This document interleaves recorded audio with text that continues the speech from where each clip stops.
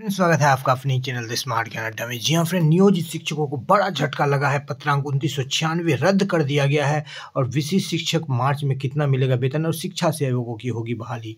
शिक्षा जगत के प्रमुख हलचलों के साथ सीधे चलेंगे अगले स्लाइड पर और देखेंगे बारी बारी से क्या कुछ खबरें निकल करके आ रही है। जी हाँ फ्रेंड, तो चलेंगे अगले स्लाइड पर और बारी बारी से देखेंगे क्या कुछ खबरें निकल करके आ रही है। विशिष्ट शिक्षकों के वेतन को भी देखेंगे। सबसे पहले देख लेते हैं जो शिक्षकों को जिस पर बड़ी आस थी और ये इस चीज़ को पूर्व में सहरसा में भी जो है प्रोन्नति का लाभ देकर के उसको रद्द कर दिया गया था सरकार पर। अब ये दूसरा मामला मुजफ्फरपुर का निकल करके आ रहा है, जहाँ पर कि प्रोन्नति से संबंधित पत्र जारी किया गया था और उस पत्र का प्रसंग देते हुए उसको बिल्कुल रद्द कर दिया गया है। सभी सदस्य सचिव पंचायत प्रखंड नगर परिषद नियोजन इकाई जिला मुजफ्फरपुर को ये पत्र लिखा गया है। 8/4/2025 पंचायती राज एवं नगर निकाय संस्थान अंतर्गत नियोजित शिक्षकों 12 साल की सेवा पूर्ण होने के उपरांत अगले वेतनमान में प्रोन्नति के संबंध में इस कार्यालय का पत्रांक 2996 दिनांक 7/4/2025 7 को निकला और 8 को ही रद्द किया जाना, यानी एक दिन के बाद ही पत्र को रद्द किया जाना। कहीं ना कहीं एक बड़ी जो है वजह निकल करके आ रही है कि जो प्रोन्नति शिक्षक ले लेंगे तो प्रोन्नति लेने के बाद उनका वेतन काफ़ी ज़्यादा बढ़ जाएगा, लगभग 33-34 हज़ार का मूल वेतन हो जाएगा। ऐसी स्थिति में जो है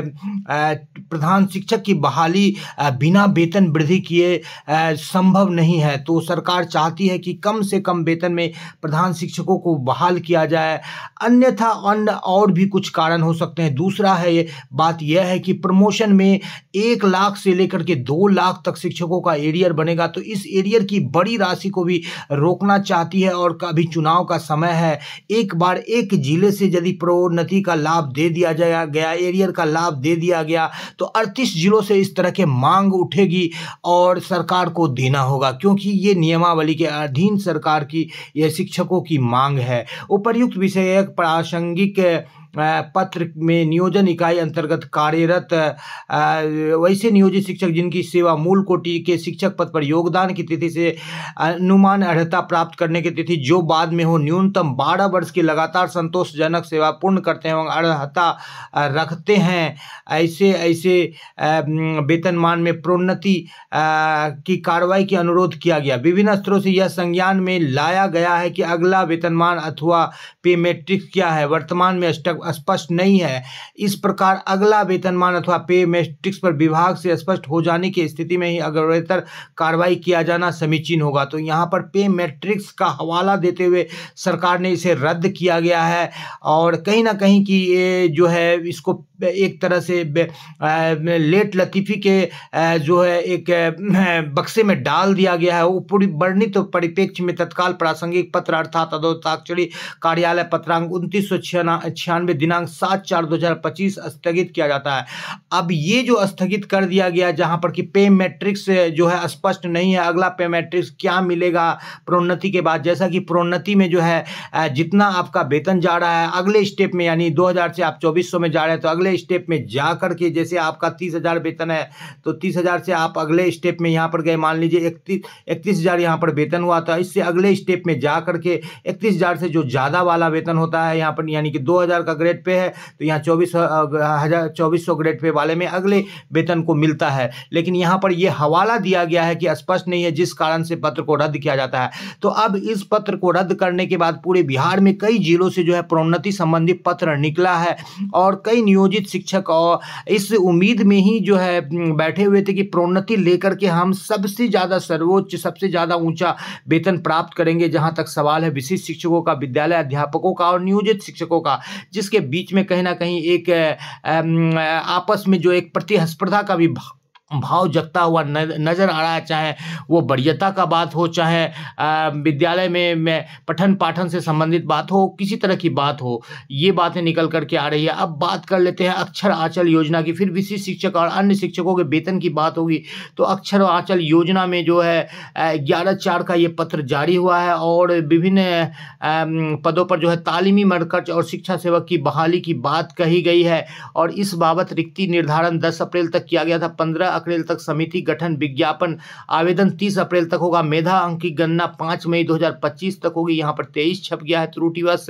और आपत्ति 10 मई तक और आपत्ति निराकरण 15 मई तक। अंतिम मेधा का प्रकाशन 22 मई तक। 29 मई तक 2025 तक मेधा सूची का अनुमोदन और प्रशिक्षण हेतु नवचयनित सेवकों की सूची का प्रश्न 5 जून तक और 15 जून तक उनको नियुक्ति पत्र जो है निर्गत किया जाएगा। तो ये जो शिक्षा सेवक अथवा तालीमी मरकज की जो बहाली होगी, इसका जो है आबादी प्रखंडवार सूची गठन किया जाएगा, रिक्ति विज्ञापन किया जाएगा और विभिन्न स्तरों पर जो है करके 5 जून तक इसको बहाल किया जाना है। पूर्व में कई जगह पर जो है जो बहाली की गई थी, इसमें जहां सर्वेक्षण का कार्य पूरा हो चुका है, चयन की प्रक्रिया पूर्ण करने की अंतिम तिथि 15 जून होगी।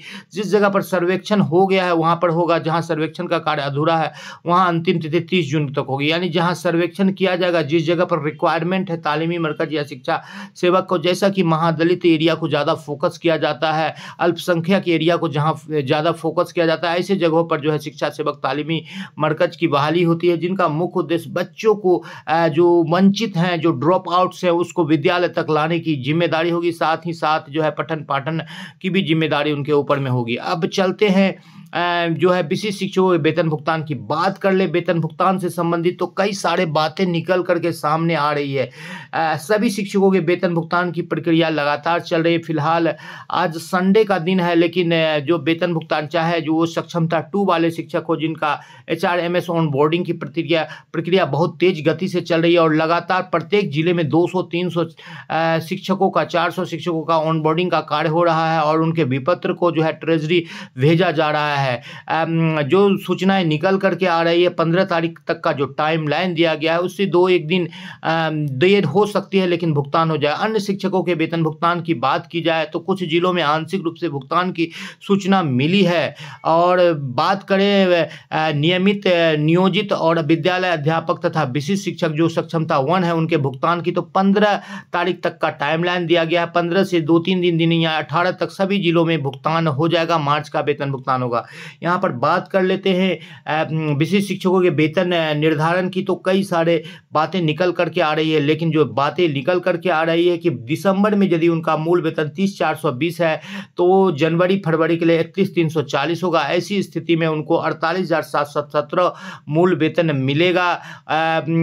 जनवरी फरवरी में उनका 31,340 हो जाएगा और विशिष्ट में योगदान करने के बाद 31,670 उनका वेतन हो जाएगा और उनको प्राप्त होगा 47,259 रुपये का वेतन। 48,717 उनका वेतन बनेगा। ये जनवरी फरवरी के लिए बताया जा रहा है। और मार्च का वेतन जो है कटौती के साथ बनेगा जिसमें 10% काट लिया जाएगा। 29,530 जिनका वेतन है उनको 30,420 हो जाएगा जनवरी फरवरी में। दिसंबर में और उनका 30,750 का मूल वेतन होगा और 45,806 रुपये उनका हैंड में आएगा।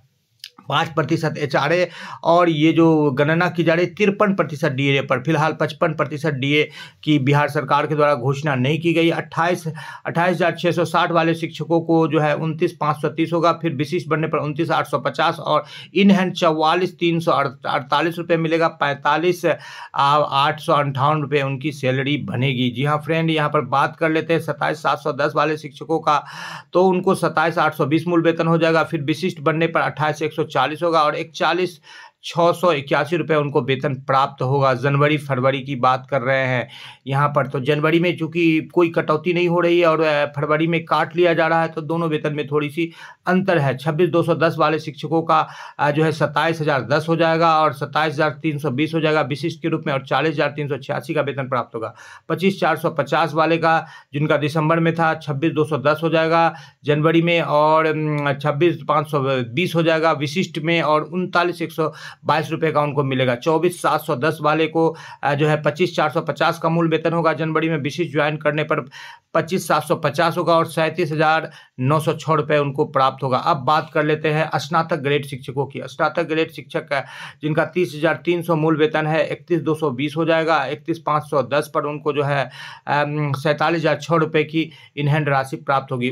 29,410 वाले शिक्षक 30,300 पर पहुँचेंगे जनवरी में, और 30,600 पर पहुँच जाएंगे। विशिष्ट शिक्षक योगदान करने के बाद 45,568 रुपये का वेतन प्राप्त होगा। उसी प्रकार 28,550 वाले शिक्षक 29,410 पर पहुँचेंगे। विशिष्ट योगदान करने पर 29,700 उनका मूल वेतन होगा। 44,146 रुपये का वेतन उनको प्राप्त होगा।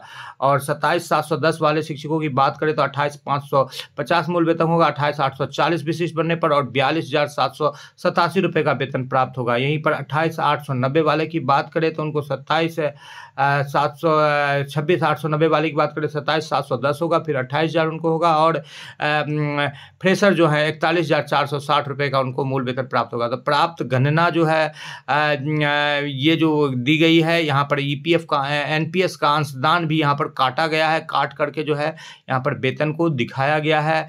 आप देख पा रहे हैं कि एनपीएस में भी राशि जो है कटौती की गई है, यहाँ पर देख पा रहे हैं। और ये जो है 53% डीए और 5% एचआरए पर गणना की गई। जिन शिक्षकों को 5% से ज़्यादा मिल रहा है, 7.5% या 16% तक एचआरए मिल रहा है, और डीए 2% बढ़ेगा, तो उस बाबत जो है वेतन में भी बढ़ोतरी होगी। फिलहाल इसी आधार पर आपको मार्च का भी वेतन दिया जाएगा। जी हाँ फ्रेंड, अन्य हलचलों की बात करें तो प्रधान शिक्षक, प्रधानाध्यापक की पोस्टिंग को लेकर के जो है बातें चल रही है, और इस बाबत जो है सरकार के द्वारा अब तक जो है वेतन वृद्धि पर कोई स्पष्ट निर्देश नहीं दिया गया है। और जो प्रधान शिक्षक के सब 2645 शिक्षक छूटे हुए थे, उनका भी जो है चॉइस आ गया है, उनको जिला का चॉइस मिल रहा है।